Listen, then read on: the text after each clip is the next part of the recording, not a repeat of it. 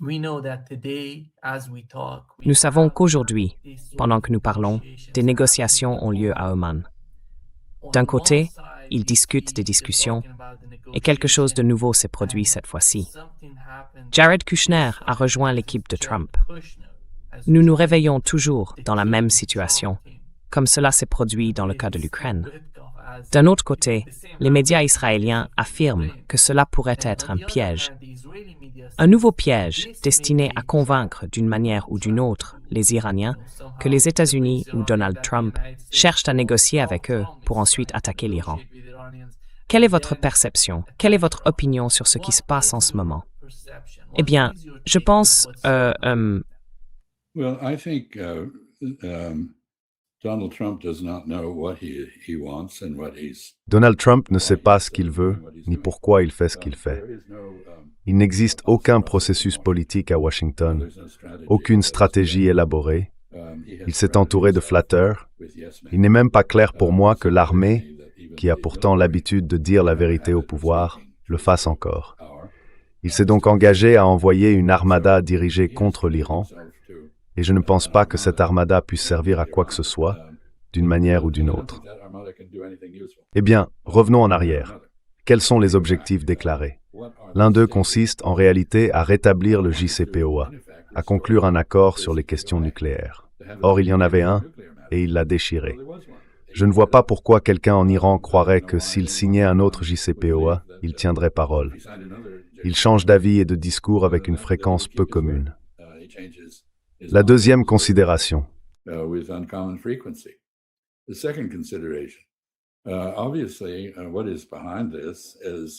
Évidemment, ce qui se cache derrière tout cela, eh bien, l'un des objectifs déclarés est, d'une manière ou d'une autre, d'aider les manifestations en Iran, d'aider les protestataires à affronter le gouvernement et à le forcer soit à se réformer, soit à être renversé. J'y reviendrai.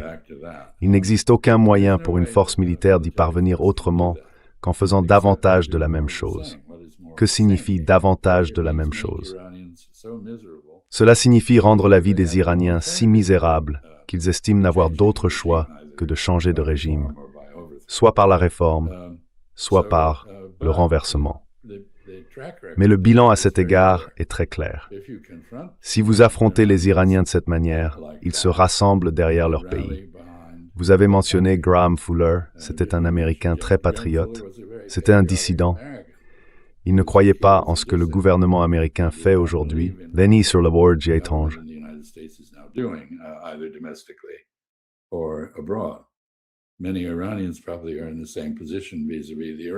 Beaucoup d'Iraniens se trouvent probablement dans la même situation vis-à-vis de leur gouvernement. Mais on ne peut rien faire d'utile en bombardant l'Iran. Donc c'est une erreur. Ensuite, nous arrivons à l'objectif non déclaré mais évident de tout cela, qui est de raser chaque pays qui s'oppose à Israël en Asie occidentale, afin de faire d'Israël l'hégémon incontesté de la région. Et l'Iran est le principal obstacle à cela. En somme, il s'agit essentiellement des États-Unis utilisés par Israël pour des objectifs israéliens, ou peut-être des États-Unis utilisés par des sionistes aux États-Unis pour soutenir les objectifs d'Israël, ou peut-être des États-Unis utilisant Israël d'une certaine manière. Je ne sais pas. Mais le fait est que le véritable objectif est un changement de régime, et on ne peut pas y parvenir avec une armada au large des côtes d'Oman, là où se déroulent les négociations.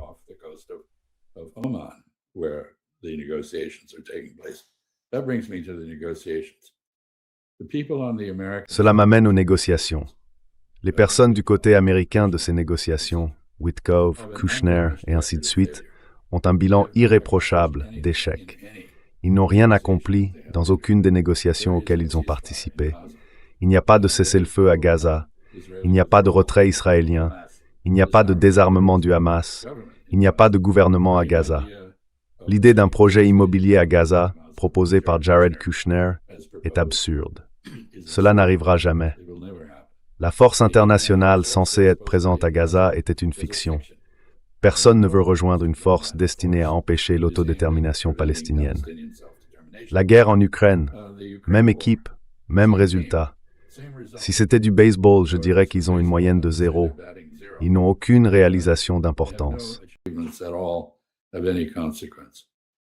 So there they are in Muscat. The last time they were to go to Muscat. Les voilà donc à Mascate. La dernière fois qu'ils étaient censés s'y rendre, bien sûr, c'était une couverture pour une attaque surprise contre l'Iran. Et vous avez tout à fait raison. La presse israélienne s'en souvient, je pense, avec approbation plutôt qu'avec désapprobation. Ils espèrent que quelque chose de semblable se reproduira. Mais laissez-moi revenir enfin à ce que je pense avoir pu se passer.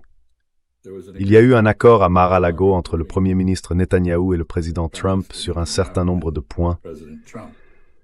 L'un d'eux concernait un contrat de vente d'armes, environ 6 milliards de dollars d'équipements, essentiellement liés au combat terrestre. Cela n'a rien à voir avec la situation iranienne. Je pense qu'ils ont également convenu d'attaquer l'Iran.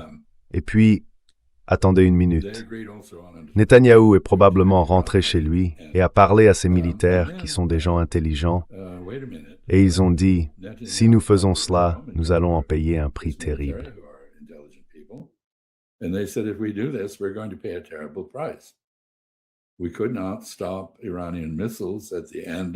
Nous n'avons pas pu arrêter les missiles iraniens à la fin de la soi-disant guerre de 12 jours en juin, et les Iraniens dévasteraient Israël avec une contre-attaque de missiles. C'est bien sûr exactement ce que l'Iran affirme depuis longtemps. Et je sais que vous êtes toujours en Iran. Vous avez eu des contacts avec Press TV. Press TV a été très clair dans sa propagande. L'Iran répondrait à une attaque des États-Unis par un énorme barrage, peut-être jusqu'à 2000 missiles lancés simultanément, afin de submerger les défenses israéliennes et de dévaster Israël. Face à cela, ils ont donc accepté de reporter les choses. Ils ont fait venir l'Abraham Lincoln depuis la mer de Chine méridionale, déployer le THAAD, le système de défense antimissile à haute altitude, en Israël et renforcer les capacités défensives du pays.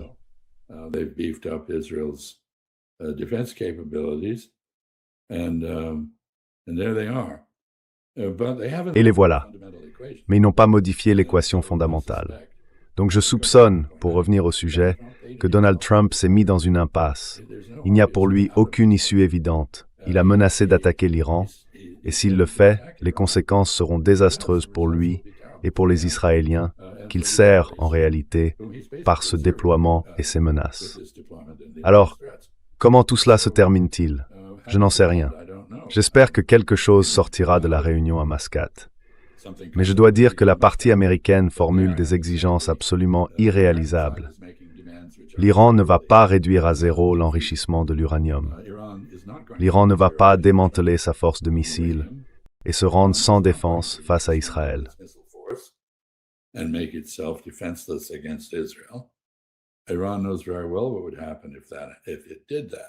L'Iran sait très bien ce qui se passerait s'il faisait cela. Il pourrait demander aux Syriens ce qui arrive quand on est désarmé et qu'on vit à côté d'Israël. Donc l'Iran ne va pas rompre ses liens avec les différents éléments de la résistance dans la région face à l'hégémonie israélienne, que ce soit le Hezbollah, le Hamas, le Yémen, les Houthis ou d'autres. Je pense que M. Trump s'est créé un dilemme. Et maintenant, le fait que cela se produise alors que la direction iranienne est confrontée à d'énormes problèmes de troubles intérieurs et d'agitation au sein de la société iranienne, il n'y a plus de consensus en Iran sur quoi que ce soit, rend la situation très instable. Mais je pense que si M. Trump attaque, il clarifiera la situation, non pas contre le gouvernement, mais en sa faveur.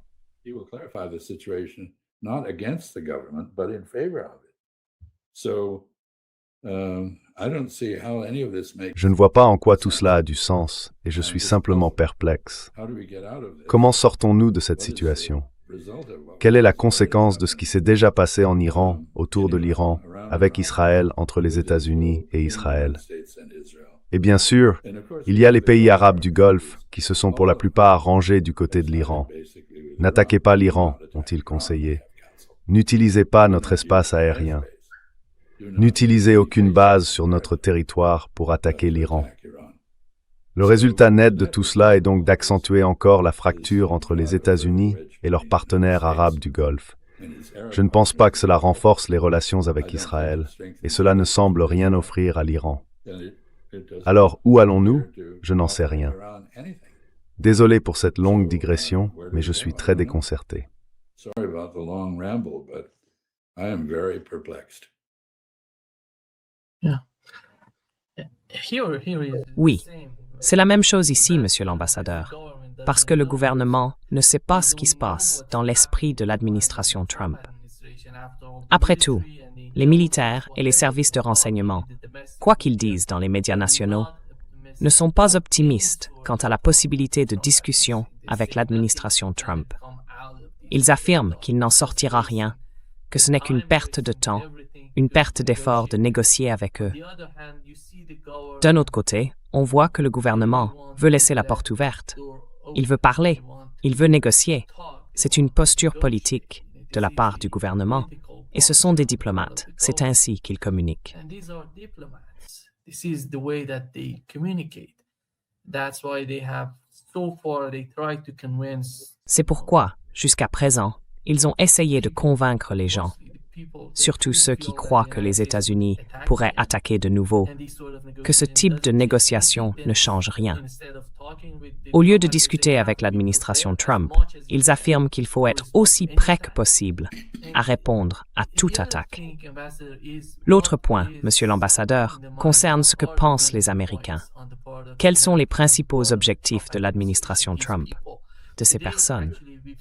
Aujourd'hui, en fait, nous avons vu non seulement Jared Kushner, mais aussi le commandant du CENTCOM américain rejoindre la délégation à Moscou.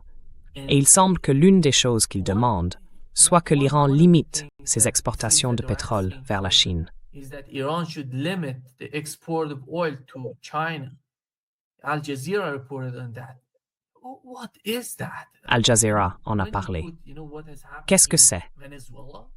Vous savez, quand on regarde ce qui s'est passé au Venezuela, parce que je pense que tout ce qu'ils font au Venezuela n'atteindra pas la Chine. Et en ce moment, il semble que dans ces négociations, ils cherchent cela en marge de leur plan. Ils le recherchent. Mais l'Iran ne va pas, d'après ce que je vois ici en parlant avec des responsables et avec les médias, renoncer à l'enrichissement sur le sol iranien. Les missiles balistiques, ils ne vont pas négocier sur les missiles balistiques. C'est vraiment lié à l'existence même de l'Iran, car s'ils abandonnent leurs missiles, ils vont tout détruire ici, en Iran. Et ce sont des questions non négociables pour les Iraniens. Non-negotiable issues on the part of the Iranians. Right. I think we agree, but there is another D'accord. underlying purpose here. Je pense que nous sommes d'accord. Part of the Trump administration, Mais, which is a person- vous savez, il y a ici un autre objectif sous-jacent de la part de l'administration Trump, qui est un objectif personnel du président Trump. Il veut être le dictateur mondial. Il veut essentiellement que tout le monde fasse ce qu'il leur dit de faire et que quiconque ne le fait pas soit puni. Et vous savez, toute la rhétorique autour du Venezuela tourne autour de cela. Now he's proposing to overthrow Maintenant, il propose de renverser le gouvernement de Cuba, ce que des administrations américaines successives ont voulu faire. wanted to do. Ce n'est pas facile. Il veut renverser le gouvernement en Iran. Il croit, vous savez, au bébé Shah, qui est allé en Israël et devenu, en gros, un agent ouvertement déclaré d'Israël. Who has gone to Israel, Vous savez, basically, pourquoi quelqu'un imaginerait-il que cela séduirait les Iraniens? Israel. Ces Iraniens qui ont crié son nom disent essentiellement qu'ils n'aiment pas le gouvernement actuel et qu'ils veulent quelque chose de différent. Basically, they're just Ils ne veulent pas de lui. current government, and they want something different. They don't want him. Donc, il n'y a pas, désolé de vous interrompre, monsieur l'ambassadeur, mais lorsqu'ils parlent de ce genre de motivation, ils font en réalité référence à la situation économique, aux difficultés économiques auxquelles ils sont confrontés. Of course, and they're entirely right to protest. Bien sûr, et ils ont tout à fait raison de manifester. It's pretty clear that the government in Tehran Mais je ne vois pas ce que... Enfin, tout d'abord, il est assez clair que le gouvernement de Téhéran n'a pas de solution pour relancer l'économie dans les circonstances actuelles. C'est une raison de se réunir à Mascate pour essayer d'obtenir un certain allègement des sanctions. L'idée que l'Iran accepterait que les États-Unis lui dictent où vendre son pétrole est ridicule. Cela reviendrait à réduire l'Iran au rang d'un satellite des États-Unis. Cela nierait la souveraineté de l'Iran, tout autant que celle du Venezuela a été niée. Ainsi, la seule chose, l'intérêt suprême de tout pays, et de protéger son identité nationale et sa fierté. Its national identity and its pride in itself. And Iran is in terrible condition, but L'Iran est dans une situation terrible, mais il n'est pas prêt à plier le genou devant Donald Trump. Donc je ne sais pas ce qui ressortira de ces discussions à Mascate, mais je pense que l'administration Trump s'est mise dans une position difficile. Je ne pense pas qu'elle puisse en sortir gagnante.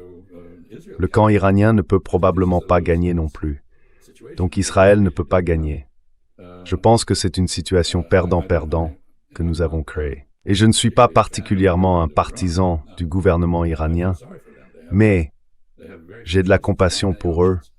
Ils ont très peu de choix, pas beaucoup d'options. Et clairement, comme vous l'avez dit, s'ils ne peuvent pas résoudre les problèmes économiques, il y a très peu de bases pour la paix intérieure en Iran. Donc, en tout cas, à ce stade, je ne pense pas que nous sachions ce qui sortira de Mascate, si tant est qu'il en sorte quelque chose. Mais je ne pense pas que ce sera un autre JCPOA. it isn't going to be another JCPOA, I don't think. Yeah. How did you Comment avez-vous trouvé la position des États arabes? Nous savons qu'ensemble, ils ont essayé de faire quelque chose pour rapprocher les États-Unis et l'Iran. D'un autre côté, la Turquie faisait la même chose. Well, I think people in the region Eh bien, je pense que les habitants de la région comprennent très bien à quel point une nouvelle guerre entre Israël, les États-Unis et l'Iran pourrait facilement les affecter. Les Turcs ont redéfini leur sphère d'attention pour y inclure l'Asie occidentale, la mer Rouge et la Corne de l'Afrique. Et bien sûr, ils entretiennent une relation historique avec l'Iran, comme on peut le constater à Istanbul et à Ankara. Ainsi, la Turquie a joué un rôle très actif auprès des Arabes, malgré le fait que les Turcs et les Arabes aient de nombreuses différences, des différences idéologiques et politiques. Ideological differences, political differences. They all agreed. We don't want another Israeli attack. Ils étaient tous d'accord. Vous savez, nous ne voulons pas d'une nouvelle attaque israélienne contre l'Iran, ni directement de la part d'Israël, ni indirectement par les États-Unis. Et donc, je veux dire, ils comprennent cela très bien.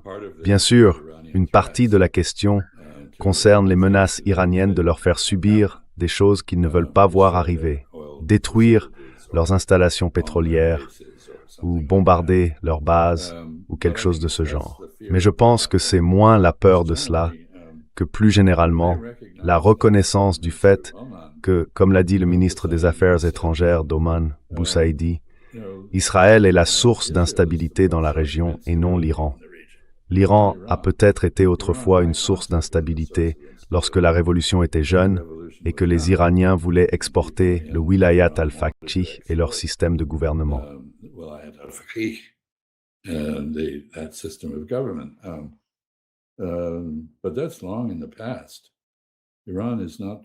Mais tout cela appartient au passé.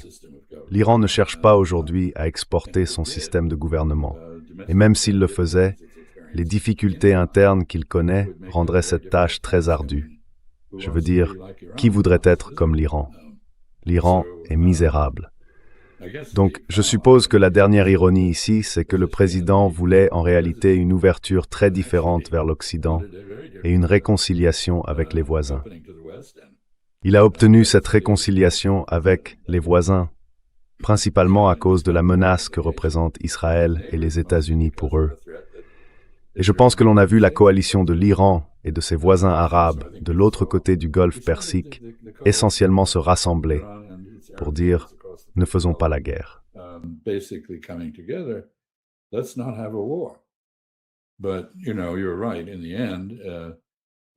Mais tu sais, tu as raison. Au final, l'Iran n'a pas le choix. Il doit se préparer à la possibilité qu'il y ait une guerre. Et il semble disposer d'une dissuasion crédible. Bien sûr, la dissuasion ne concerne pas les armes. La dissuasion se joue dans l'esprit des acteurs impliqués. Donc, si Israël comprend que l'Iran pourrait le mutiler, le blesser très gravement, alors Israël pourrait être dissuadé. Si les États-Unis comprennent que dans une guerre avec l'Iran, ils pourraient perdre beaucoup de vies, non seulement sur les bases de la région, mais peut-être même sur l'Abraham Lincoln. Alors le calcul est différent. Tu sais, la question ici est de savoir si l'Iran est encore prêt à faire ce qu'il a fait jusqu'à présent. Ce qu'il a fait, c'est répondre de manière très mesurée aux attaques et provocations d'Israël.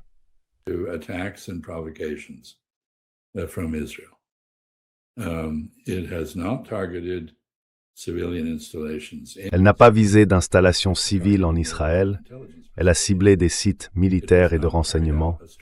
Elle n'a pas mené d'attaque contre une base occupée par les Américains, sauf de manière symbolique, lorsqu'elle a tiré un missile sur Al-Udeid au Qatar, mais elle l'a fait de façon à ce que personne ne soit tué.